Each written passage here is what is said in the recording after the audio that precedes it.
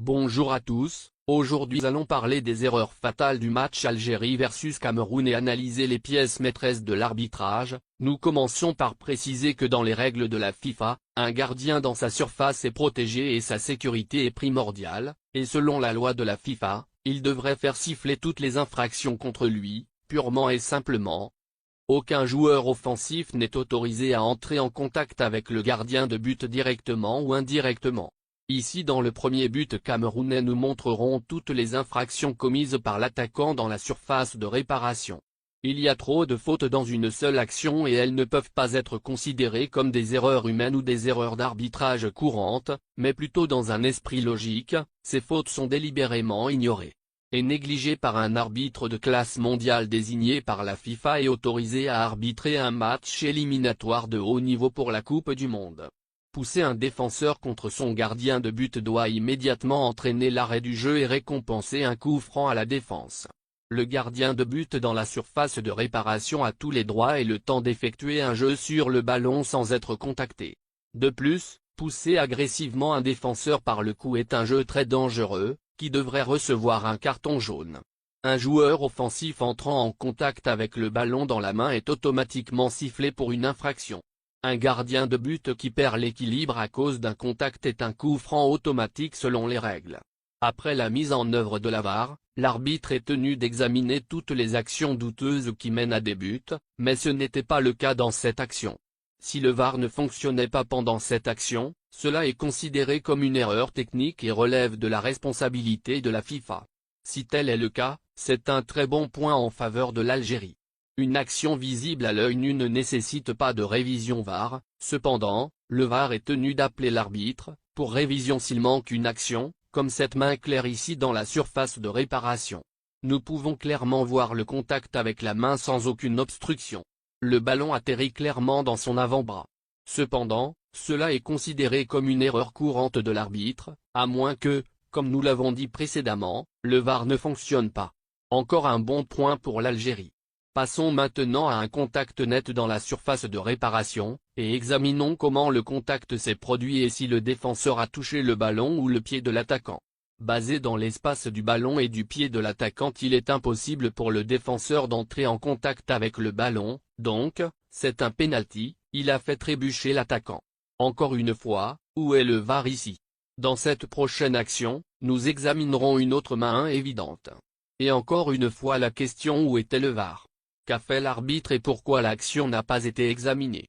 Sous différents angles, nous pouvons voir clairement le ballon toucher la main du défenseur et même rester collé à la main pendant quelques secondes.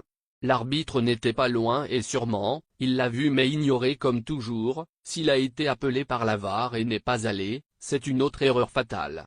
Concluons maintenant avec le but de Slimani, et comprenons ce qui constitue une main selon les règles de la FIFA, et avec quelle partie du corps un joueur peut entrer en contact. Dans cette action démesurée, les règles de la FIFA ont été ignorées et plutôt pas appliquées comme elles le devraient. Fondamentalement, une épaule et le haut de l'épaule ne constituent pas un contact illégal ni considéré comme une main. En observant à nouveau où le ballon a atterri et quelle partie du corps a touché le ballon. Dans cette action, Slimani s'est élevé alors que le ballon était en l'air, et il n'a pas levé le bras ou la main au-dessus de son épaule et sa tête inclinée. À plusieurs reprises, nous pouvons clairement voir la balle au-dessus de la partie du corps considérée comme une main dans les règles de la FIFA. Si, nous voulons être très conservateurs à propos de cette action, le résultat ne devrait pas être concluant, et le but devrait être accordé comme dans le jeu en direct. Utilisons un peu de bon sens et voyons si nous pouvons déterminer la trajectoire de la balle, et sous différents angles, voyons si nous pouvons déterminer que la balle a touché à 100% la main de Slimani. En se basant sur le mouvement du ballon après contact, on peut deviner le sens de déplacement du ballon dans les airs par rapport à la partie qui a touché le ballon. Et avec l'altitude de la balle, on peut assez conclure l'approximation, le mouvement de la balle loin du corps et dans quelle direction. Avis après la vérification VAR. Remarquez comment le VAR en bas de votre écran a conclu qu'il s'agissait d'un but valide. Remarquez également comment l'arbitre pointe son avant-bras. Le ballon n'a pas touché cette partie. Clairement un geste vicieux. Il y a ici un conflit entre le VAR et l'arbitre. Est-ce un dur proof en faveur de l'Algérie? On ne sait pas. Discutons brièvement des règles d'un handball avec quelques illustrations. L'IFAB définit la limite entre l'épaule et le bras comme le bas de l'aisselle.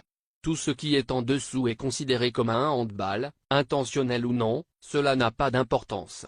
La définition de la loi 12 pour le handball, selon laquelle le bras se termine au bas de l'aisselle.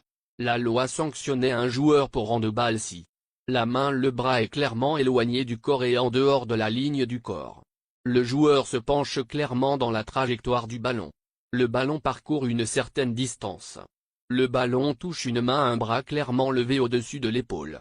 Dont rien de tout cela n'était dans le but de Slimani. Sur cette photo, qui n'est pas un handball. C'est une action similaire à Slimani, si nous avions le même angle.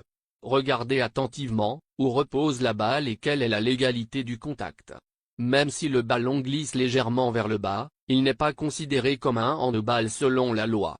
Enfin, parlons du litige actuel et de ce qui devrait arriver et quelles en sont les ramifications. Dans le cas de l'Algérie, les organes juridiques de la FIFA devraient déterminer si le match a été arbitré équitablement ou s'il y a eu des erreurs excessives qui ont fait pencher la balance en faveur d'une autre équipe et ont rendu le match injuste. Ou s'il y a simplement eu des erreurs courantes sans fondement. L'organisme juridique doit contacter les témoins dans ce cas, les arbitres et le VAR, revoir le match et, plus important encore, enquêter sur tout contact entre les arbitres et les équipes. Ils sont également tenus d'écouter toutes les communications entre l'arbitre et le VAR.